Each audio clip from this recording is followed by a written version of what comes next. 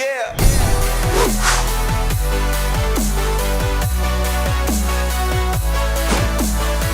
Welcome back to the Gridiron Expert.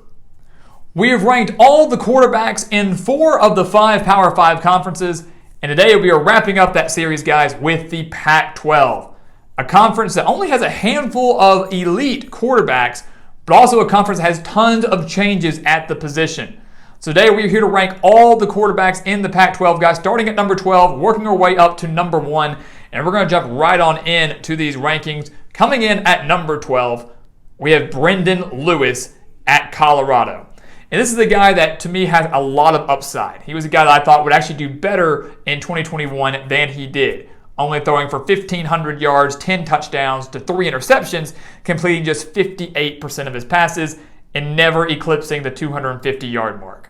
He's a guy that does have a dangerous dual threat ability if they use it. Carl Durrell, though, is in a big year 3 for the Buffaloes. Had a solid 2020 where Colorado nearly won the Pac-12 South, took a major step back in 2021. A lot of their success is going to ride on, sure, the run game, which is what Colorado wants to do, but more than likely the arm of Brendan Lewis, who we have ranked last among Pac-12 quarterbacks. And at number 11, we're going to give it to Michael Penix at Washington. Yes, you could argue that Penix is battling with Dylan Morris and maybe Sam Hewer, the star 5-star recruit that landed at Washington. But for me, I believe Michael Penix is going to get the job at Washington solely because of his relationship with new head coach Kalen DeBoer, who was his offensive coordinator at Indiana back, I believe, in 2019. The million-dollar question, though, is Michael Penix. Can he stay healthy? He only played 5 games at Indiana in 2021, throwing 4 touchdowns and 7 interceptions. But in 2020, had 14 touchdowns and 4 interceptions. So the talent is there. Penix does have the ability to run the ball extremely well. Again, he thrived under Kalen DeBoer when he was in Bloomington with the Hoosiers. Can he do it again at Washington? But for right now, due to the uncertainty and due to his health and due to the play that we saw last year, Penix comes in at number 11. And at number 10, another transfer quarterback, Jack Plummer at California, transferring from Purdue. In 3 years at Purdue, Plummer had 26 touchdowns to just 10 interceptions, and last year had 864 yards, 7 touchdowns, and 0 interceptions with the Boilermakers before ultimately losing the job to Aiden O'Connell, who we have ranked as the second best quarterback in the entire Big Ten. But Jack Plummer and O'Connell split time for years at Purdue. And when we saw Jack Plummer in the game, we know that he has a great arm and he's extremely accurate. And to me, he's the perfect fit for Justin Wilcox at California simply because of those reasons, but also because California didn't have anybody else. They were in desperate need of a new quarterback, and that's why I believe Plummer is going to come in and give the Golden Bears really the best chance to win. The best chance to win among all the quarterbacks on the roster. He is the man that can hopefully get California back to the postseason. And at number 9, Chance Nolan at Oregon State. He helped the Beavers get back to a bowl game last year. That in and of itself is extremely impressive. His numbers were too, though. Over 2,600 yards, 19 touchdowns, 10 interceptions. Some may say that he has to hold off Tristan Gebbia, but right now, if I'm Jonathan Smith, if I'm the Beavers, I'm giving the quarterback job to the guy that got me to the postseason, that got me a winning record in conference play, something that the Beavers hadn't had in forever. I believe that Nolan has a very good hold on this quarterback job. I believe he's going to maintain that starting position, and I believe that he is going to be able to lead Oregon State back to the postseason in 2022. And at number 8, another transfer, Emry Jones at Arizona State. Arizona State was in deep trouble, guys. They didn't have anybody. And let me tell you, if we, they hadn't landed a transfer quarterback, whoever had been their starter would have been last on our list. But now they got Emry Jones. Jaden Daniels transferred out to LSU, and Emry Jones transfers in from Florida. He's a great dual-threat quarterback, guys, that just has to cut down on the turnovers. And last year was just a wild year for the Gators, and I don't think you can put too much stock on Emry Jones and blame Emry Jones for the Gators' failures. He had 19 touchdowns, 13 interceptions, but also rushed for 759 yards and 4 touchdowns. So the dual threat capability is there, and I believe he gives Herm Edwards a great, experienced quarterback from the SEC to help them win games, assuming Herm Edwards is going to be there when the season begins. Arizona State obviously in the midst of a major NCAA scandal right now. And at number 7, Tanner McKee out of Stanford. A lot of people have him rising up their draft boards here coming into 2023. After throwing for over 2,300 yards and 15 touchdowns last year, the 6'6" Tanner McKee looks like he could easily be one of the best quarterbacks in the Pac-12. He's extremely accurate, completing 65.4% of his passes, and should be able to give Stanford the major offensive boost they need after having one of the worst in the Pac-12 just last year. The Cardinals want to run the football. They obviously want to get the ball on the ground like they have in years past, but now they might have to shift their focus a little bit to McKee, who obviously has the arm, has the build to improve this offense and to get Stanford back into their winning ways after a very disappointing 2021.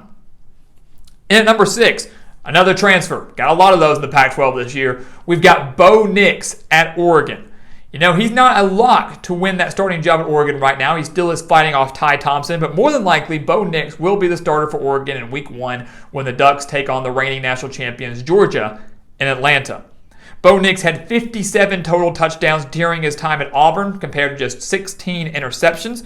But the problem is Bo Nix has not eclipsed 15 passing touchdowns since 2019. That was his first year as starter with the Tigers.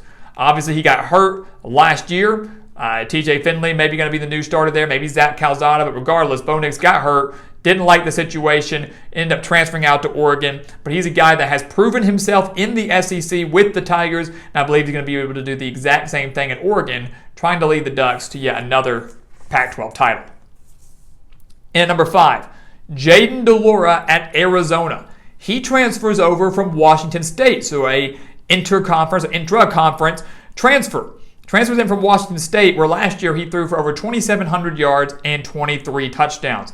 Delora was a highly touted recruit coming out of high school. Nick Rolovich recruited him to Washington State, did well there in 2020 and 2021, but had to leave with the new hire of Jake Dickert, now coming into Arizona, where he's going to work with quarterback guru Jedd Fisch. Delora was already accurate enough as it was, completing 63.2% of his passes last year, and I think working under Fisch, I think he's going to improve his game even more. Might not get Arizona to a bowl game. The Wildcats were the worst team in the Pac-12 last year, but he's going to give that offense a major boost, an offense that had major quarterback questions coming into the season before they were able to land this transfer. Coming at number 4, another transfer. Cameron Ward at Washington State. This is one of the more underrated quarterbacks, I think, in the conference, maybe even in the country. Cameron Ward transfers in from Incarnate Word, FCS program, right? No one really knows who that is. Transfers in from Incarnate Word and is now paired with his former head coach, Eric Morris, who is now the head coach was the head coach at Incarnate Word and is now the offensive coordinator at Washington State. Last year at Incarnate Word, under Eric Morris, Cameron Ward threw for over 4,600 yards and 47 touchdowns to just 10 interceptions. Takes great care of the football, has an extremely strong arm, and I think he's going to be the perfect fit for new head coach Jake Dickert's offense in Pullman. Washington State, with the talent they have returning and the major changes that Jake Dickert has made, and the way they finished last year, is absolutely a dark horse contender in the Pac-12. Do not sleep on the Cougars, guys, and a major reason why they're going to be elite, a major reason why they're a contender, is because of Cameron Ward, we have in at number 4 in our rankings. In at number 3, Dorian Thompson-Robinson at UCLA. He has slowly shown improvement as starter of the Bruins, and last year he had arguably his best year as a starter, throwing for over 2,400 yards, 21 touchdowns, just 6 interceptions, and also rushing for over 600 yards and 9 touchdowns, so 30 total touchdowns on the year. He's improved his decision-making. He's improved his dual-threat ability. UCLA had their best season yet under Chip Kelly last year, and they're looking to continue to build on that heading into 2022. Don't judge him by his size. Only 6'1", 205 pounds. Dorian Thompson-Robinson continues to take major steps forward, and right now is the second best quarterback in the state of California. Number 2, Cameron Rising out of Utah. The Pac-12 Offensive Player of the Year last year. He wasn't even the starter in Week 1 for Utah. Let's keep that in mind. Rising, though, threw for over 2,400 yards, 20 touchdowns, just 5 interceptions, also rushed for 499 yards and 6 touchdowns.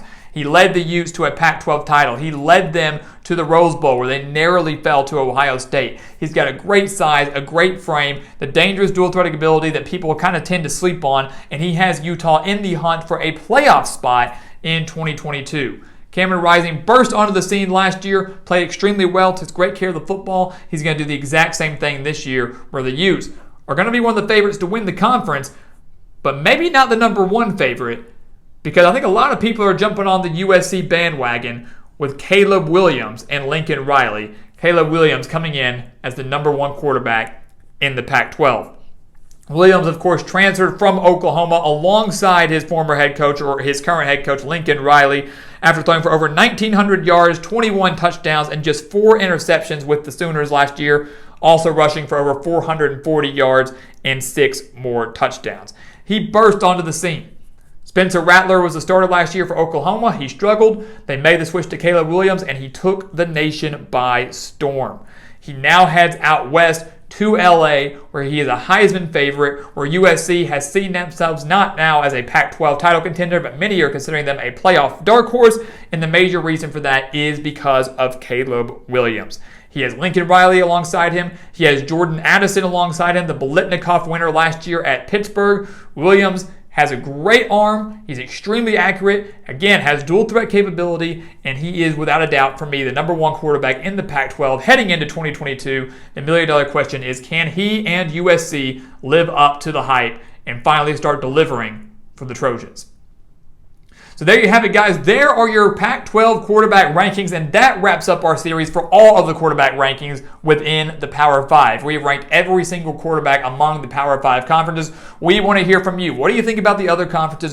What do you think about the Pac-12? We're nearing prediction season, guys, so we're going to have record predictions for all of these teams and all of these quarterbacks here in just a few weeks. So we'll really start to tell you what we think, but we do want to hear from you. So make sure to leave those comments below. And as we await those, guys, please continue to like, comment, subscribe, share our videos, and become a part of what we're building here at the Gridiron Expert. Become a part of what we're building at our channel. Become a part of our GE Nation so we can talk college football with you 24/7, 365. And once again, guys, as always, thank you so much for watching, and we will see you next time right here on the Gridiron Expert.